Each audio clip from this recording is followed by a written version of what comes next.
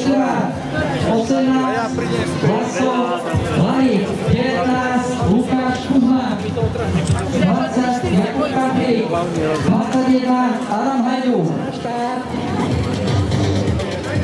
Pozor! 10. ročník z Novolenskej Kuridy, hlavný beh odštartovaný. Účastnili niektorých atletických pretekov a zvíťazili vo veľmi dobrom čase. Pretekári si vytvorili okolo 150 metrový náskok. Sú zatiaľ stíhaní dvojčlennou skupinkou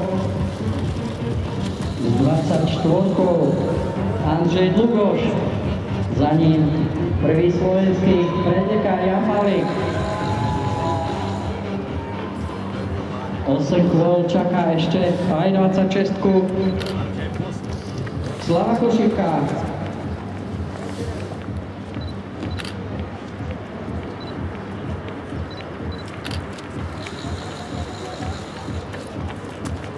V týchto behoch v jednotlivých 9 ročníkoch tu máme aj niektorých rekordmanov.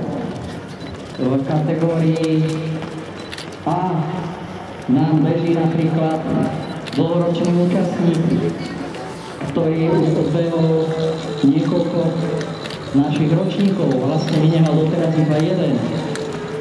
A je to Miro Baniec. Ďalej máme tu 5-násobného víťaza, 5 štartov, Žigmund Vižnický, premenili všetky vo víťazstvo. Pretekári, ktorých momentálne máme na trati, ako som spomínal, sú rôzne výkonnosti. Dnes budeme čakať na ich dobe u niektorých i dlhšie. Kategória C, D, E a F bude mať štart o 12. hodine. Do 1. Zavávame kategória D, túto veterán do 7.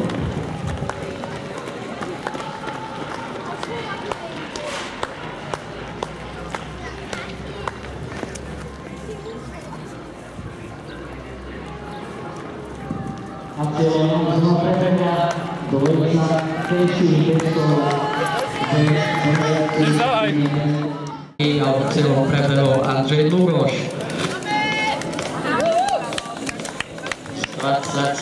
S 15 je to Peter Palio, s 51 Vyšlo. V skupinke v poradí nechodili po trati, ešte raz upozorňujem, do cieľa sa nám blíži vedúci pretekár v tesnom závese, za ním zvíťazil s 9 Lagat Julius Cipronov, na druhom mieste skončil Ivo Viklár. Pipkorie prebehol cieľom Lukáš Kuzma a s 8 ako tretí poradí sa nám do cieľa dostal Talan Bernard Benediktín Hungary. S 24 Andrzej Dlugoš.